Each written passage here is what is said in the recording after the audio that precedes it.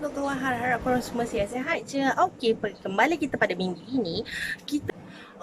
Pada topik pertama kita nak cerita pasal satu influencer. Kita nak cerita pasal satu influencer yang membuat satu konten yang agak sensitif sebenarnya. Konten sangat-sangat sensitif dan dia pun telah, konten kreator tersebut telah pun dikenakan tindakan yang sewajarnya lah dengan apa yang dia buatkan. Pada korang yang kat luar sana yang baru-baru nak jadi content creator ataupun jadi apa sahaja yang bidang korang tempuhi, tolong jangan buat sesuatu perkara yang agak tidak mudah sabar. Sebab benda ni agak mengganggu setiap setiap proses yang korang akan lalui. Jadi kepada korang kat luar sana, kalau nak jadi orang baik, buat baik. Kalau korang nak jadi orang jahat pun jangan jangan suka-suka hati nak kejam pada diri sendiri. Benda ni konten sedemikian gaya atau yang tak berapa nak ni, yang nak bagus tu, sebenarnya merosakkan nama nama baik content creator yang lain. Jadi pada korang kat luar sana baru-baru nak berjinak-jinak untuk mencari satu populariti atau sebahagian gaya dan rasanya, tolonglah cari populariti dan sebahagian rasa gayanya itu dengan cara yang lain, supaya tidak mencemarkan nama content creator yang lain-lain. Jangan kerana nila setitik rosak susu sebelanga. Jadi korang fikir-fikirkanlah, kita tu nak jadi seseorang itu mesti ada impian, mesti ada cita-cita, mesti ada pemikiran yang positif, mesti ada satu range ataupun semangat ataupun apa sahaja yang korang panggil lah, asalkan bukan konten yang sedemikian gaya. Kepada moral story yang baik sebenarnya, kita buat baik, dibalas baik, kita buat jahat, dibalas jahat. Jadi kepada orang sedemikian, saya harap lepas ni akan ada konten yang lebih baik lah untuk kita sebagai content creator ni untuk tengok lah. Selain daripada konten-konten yang sedemikian gaya, saya tahu, saya faham kenapa content creator tersebut untuk membuat sedemikian. Saya tahu, saya faham. Semua orang akan mengejar ranking. Saya pun mengejar ranking. Saya pun sedemikian gaya. Tapi pilihan di tangan masing-masing, guys. Jadi korang fikir-fikirkanlah. Kalau korang dah dapat satu pengajaran contoh itu, jadi sebenarnya pilihan di tangan kita, moralnya pilihan di tangan kita. Cara kita yang membezakan kita sebenarnya. Cara kita yang membezakan apa yang kita akan lakukan, apa yang kita akan buat selepas ni. Jadi kalau korang kat luar sana, tolonglah pada adik-adik yang baru di bangku sekolah ke apa ke, korang-korang kat luar sana, orang dewasa, yang apa yang korang nak gapai lepas ni, cara kita adalah pilihan kita. Bagaimana, apa yang kita akan lakukan, apa yang akan kita buat, itu adalah cara kita. Cuma bezakanlah antara yang baik dan tidak baik. Jangan terlalu kejam kepada diri sendiri. Guys, kita masuk pula topik yang kedua. Topik yang kedua adalah cerita yang kedua ni. Cerita yang kedua ni mudah je. Dia taklah berat sangat, dia taklah ni sangat. Tapi topik ni adalah sepanjang masa ya. Sepanjang masa. Dia contohnya macam ni lah. Kita semua tahu kes rumah tangga berpoligami dan sebagainya itu adalah satu topik yang sepanjang masa. Satu topik yang sepanjang masa. Bukan sahaja di kalangan artis, malah di kalangan orang biasa yang seperti saya pun akan terkesan dengan benda-benda macam ni. Kalau jadi benda-benda macam ni memang kita panati. Bukan saya seorang, tapi ramai lagi orang kat luar sana yang akan jadi panas bila topik ini diketengahkan.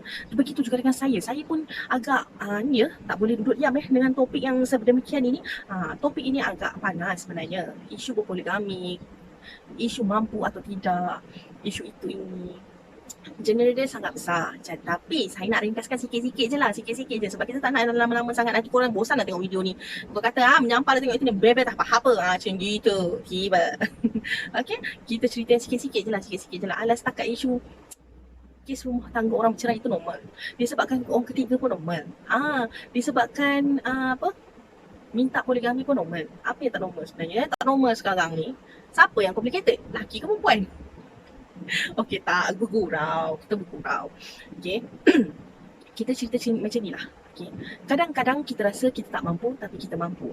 Kadang-kadang kita rasa kita tak boleh, tapi sebenarnya kita boleh.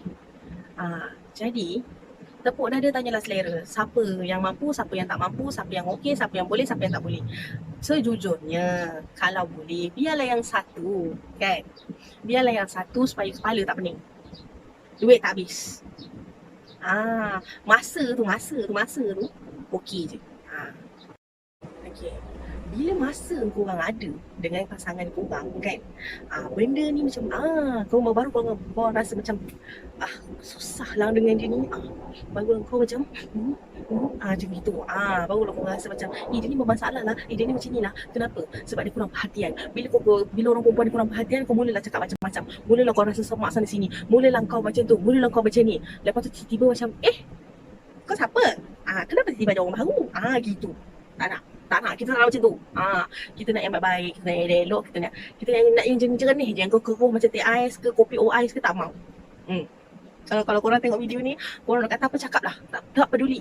Kadang-kadang kata, akak tak relax, akak tak itu, akak tak ini. Suka tistis lah, nak macam mana. Macam gitu. Bila dia bersemangat macam ni, baru macam berkobar-kobar sikit nak bercerita kan. Macam ni, rasa macam nak menumbuk je muka tu kan. Tak. Jadi korang kat luar sana, tolong hargailah antara satu sama lain, itu je.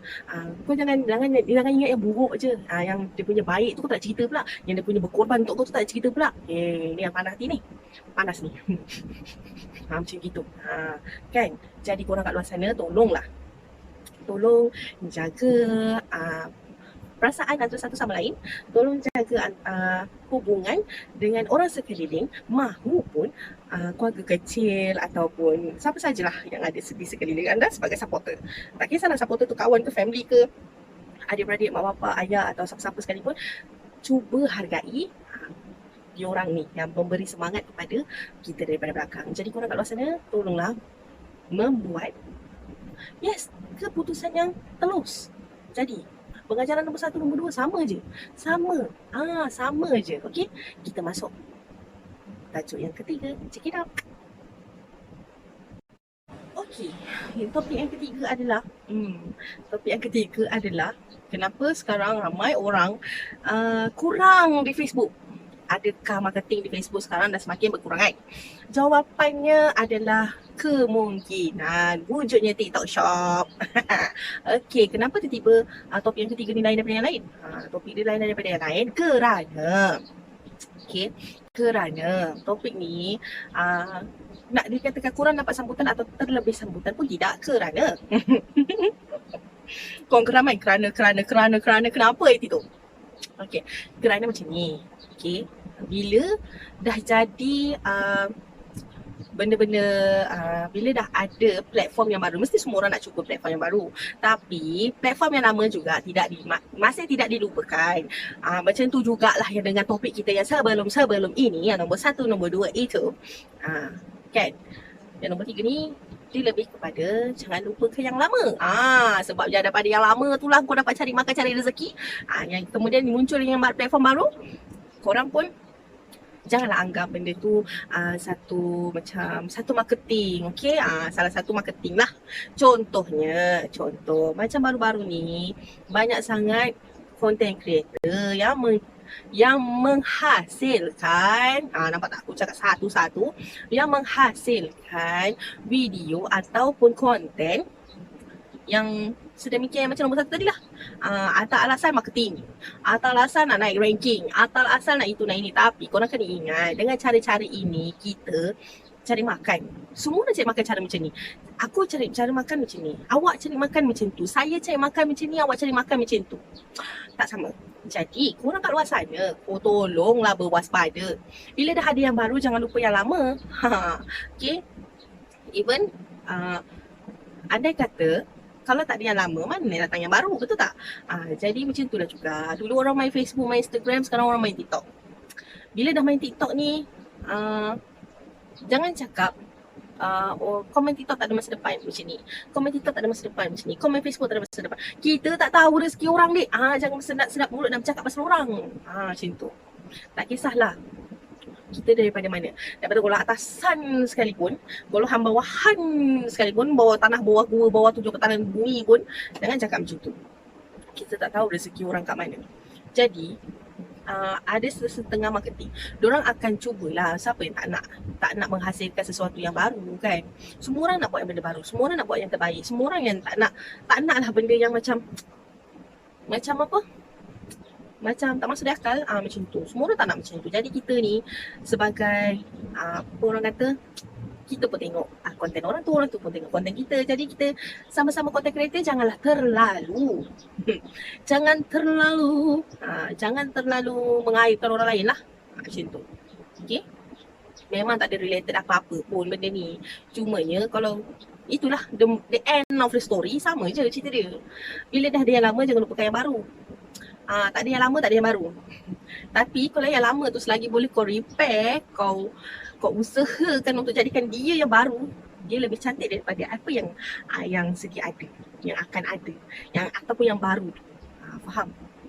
Jadi bukan nak kata faham ke tak faham ke, bukan. Jadi yang sekarang ni, dalam banyak topik ni, dia punya moral story satu je, sama je semua. Jangan lupakan yang lama. Okay? Buatlah benda baik. Apa pun korang nak buatlah. Asalkan benda tu nampak baik, nampak cerdik, nampak boleh mempengaruhi orang untuk membuat yang lebih baik, itu adalah yang terbaik sebenarnya. Okay?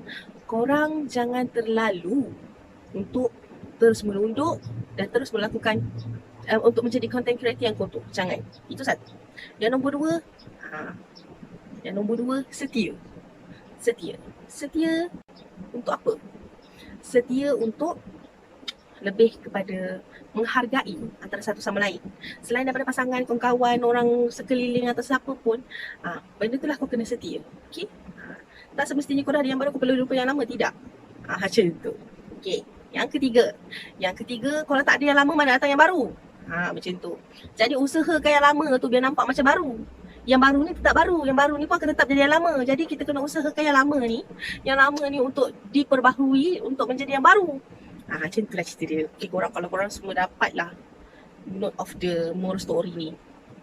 Sebenarnya tak semua orang pun mampu buat.